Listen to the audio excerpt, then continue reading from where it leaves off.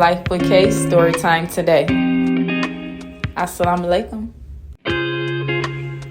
So I'm going to share a story on how I became a part of the Islamic community during my 5-year prison sentence at Perryville ADOC. Thanks to someone I call a sister. Her name is Angela Simpson, also known as Angel.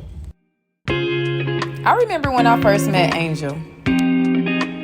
At the time, she was the chaplain's clerk, and that's sort of how me and her got connected. I remember I had walked into the chaplain's office to get a Bible, but when me and Angel started talking, our conversation quickly shifted. Basically, we talked a little bit about Christianity, but I just was expressing to her my desire to learn more about Islam. When I said that to her, she had like the biggest smile on her face. I didn't know at the time, but I quickly learned that she had just converted to Islam herself. I don't know what it was, but no lie, her excitement was like super contagious. I don't care what nobody say. I feel like Angel is one of the smartest people I know. I remember when it was like 3 of us and we had all ordered our hijabs from the Islamic bookstore. But of course, they was giving us a hard time about wearing our hijabs on the yard. But because it was for a religious purpose, we was only allowed to wear our hijabs at Juma on Friday. So Angel pretty much became a strong advocate for us.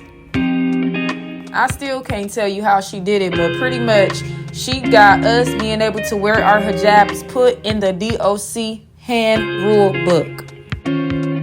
She was very passionate about Islam, and that made me feel so welcomed in my journey towards Islam. Angel took me under her wing. She was like a big sister to me. She studied with me. She made sure I had my own Quran. And y'all, she even tried to teach me how to write in Arabic. Yeah, but I'm admit that ain't go too far. That stuff hard. Overall, basically, Angel made my transition into the Islamic faith feel so much smoother, y'all. When it came time for me to take the Shahada, I knew that I was being led by Allah. But I promise you, Angel's confidence and her encouragement, it really fueled my desire to fully embrace the Islamic community. Every year during Ramadan, Angel was there to ensure that I and many others were mentally prepared for the 30 days of fasting, because I promise you, fasting in 120-degree weather is not cool. You have to be mentally prepared to do so. Walking 3 miles to work and 3 miles back is not cool, especially when you are fasting. I might have went a little overboard with the whole 6 miles, but living in AZ and you having to walk to work, whether that is a mile or 2, it's not a joke, especially when you are fasting during Ramadan. MashaAllah. I am so grateful for Angel and the role she played in my entire journey into Islam. Her kindness, her wisdom, and unwavering support have made all the difference in my life. I will forever cherish the bond that I had with Angel and the lessons I've learned along the way.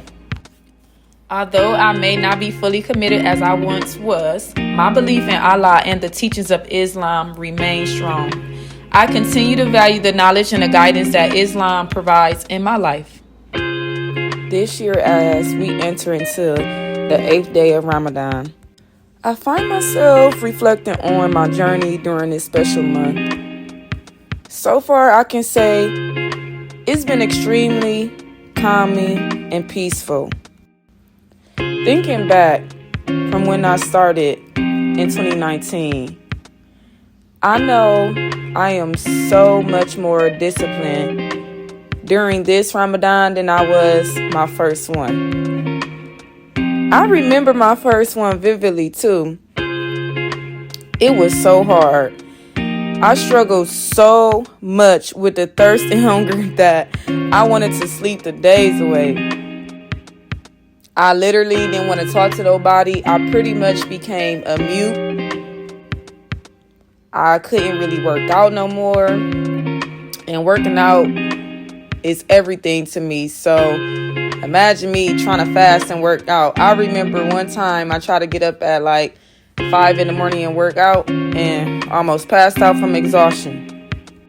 Oh, and there were nights when I was so exhausted that I would fall asleep without breaking my fast. I can even recall this one particular night. I was literally drinking so much water in my sleep. I nearly overwhelmed myself. Like, I felt like I was drowning. The thing I really hated most about fasting for 4 years inside of a prison system is that they don't give you fresh fruits and vegetables.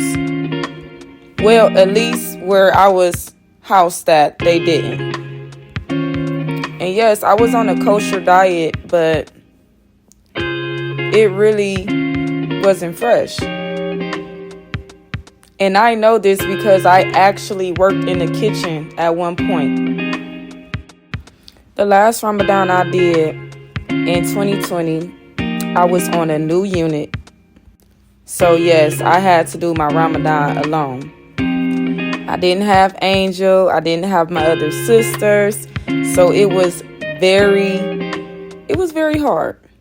That year, I actually gave up a week and a half early, which now I recognize was a huge mistake.